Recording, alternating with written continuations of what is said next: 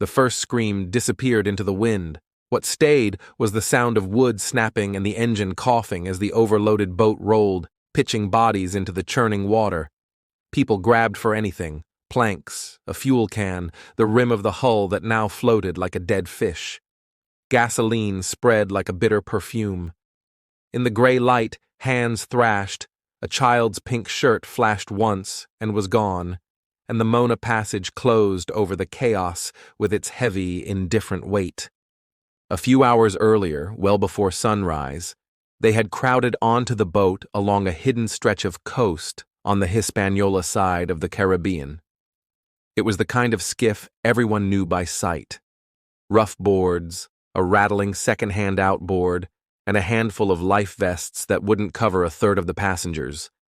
People brought what they could carry: an ID card slipped into a plastic bag, a phone sealed with tape, a piece of bread wrapped in paper.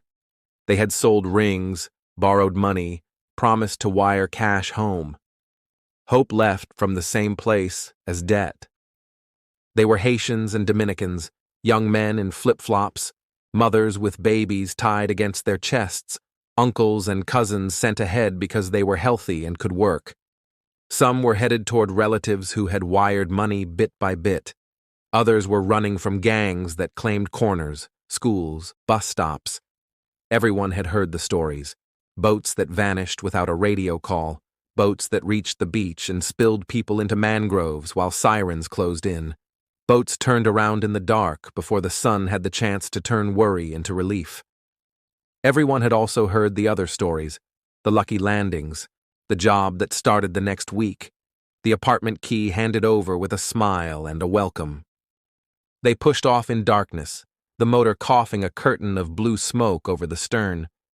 At first the water lay flat, black as poured tar.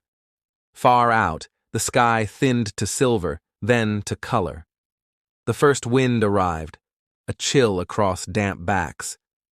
The coxswain, a man in a red cap, watched the swells and feathered the throttle to keep the bow from spearing into a trough. He knew this channel. He knew its rips and seams, the trick of the current that tried to twist a boat broadside.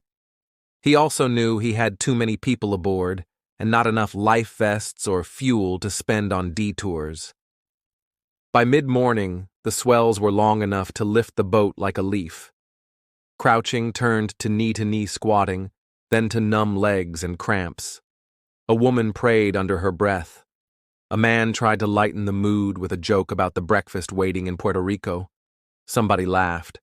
That was the last easy sound. The wave came not head-on, but from the right, slanting across the hull. The boat heaved. The engine lost bite. The next wave ran underneath and threw the stern sideways. The coxswain shouted for everyone to sit. Too late. The skiff rolled, a slow, fatal tilt that gathered bodies and plastic bags and pushed them across the deck like loose grain. The sudden silence as the propeller spun free was worse than the noise.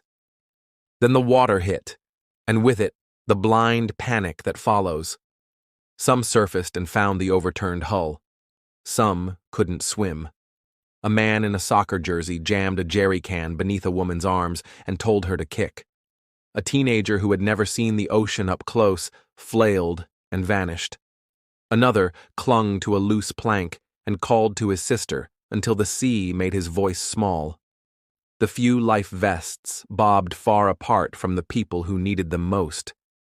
A patrol aircraft spotted the debris field first, the pale strip of the hull, dark shapes in the water, a slick of fuel flowering on the chop. A radio call cut across the channel. Rescue crews pushed throttles down. A helicopter shouldered into the wind, a bright dot against the washed-out sky. From above, the scene looked almost orderly. Up close, it wasn't. The rescue swimmer dropped into the swells and met eyes that were wide and already far away. He cinched straps, signaled, and watched bodies rise one by one toward the hoist.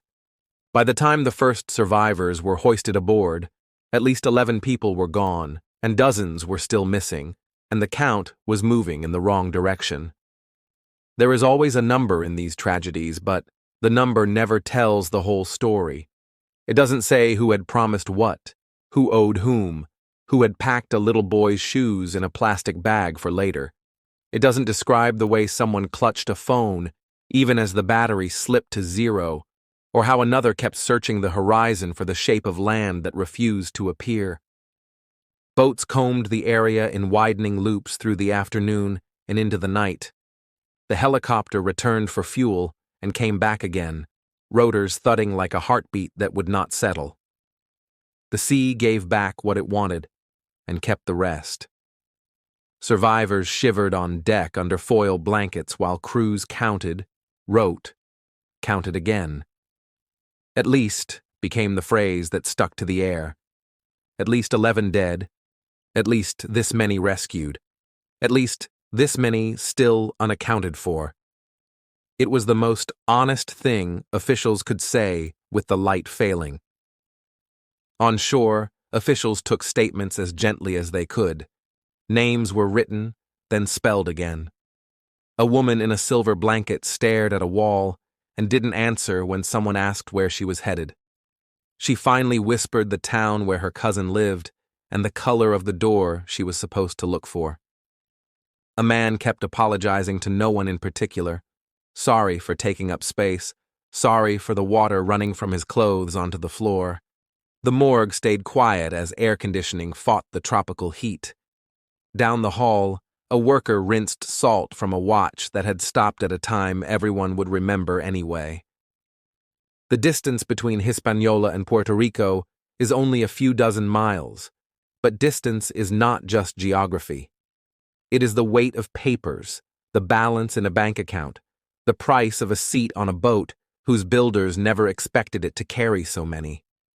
It is the feeling of being pushed faster than you can walk by things you cannot control. People say the ocean is neutral, that it does not care. Maybe. But the ocean remembers. It keeps the stories of those who cross it in whatever form they are left. Names scratched on a phone case, a shoe without a mate, a prayer that made it only halfway across the water. Weeks later, the weather turned flat and bright, and fishermen passed the site on their way to set lines. The sea looked harmless as a sheet of glass. That is its trick. It can look like a promise and still take what you love.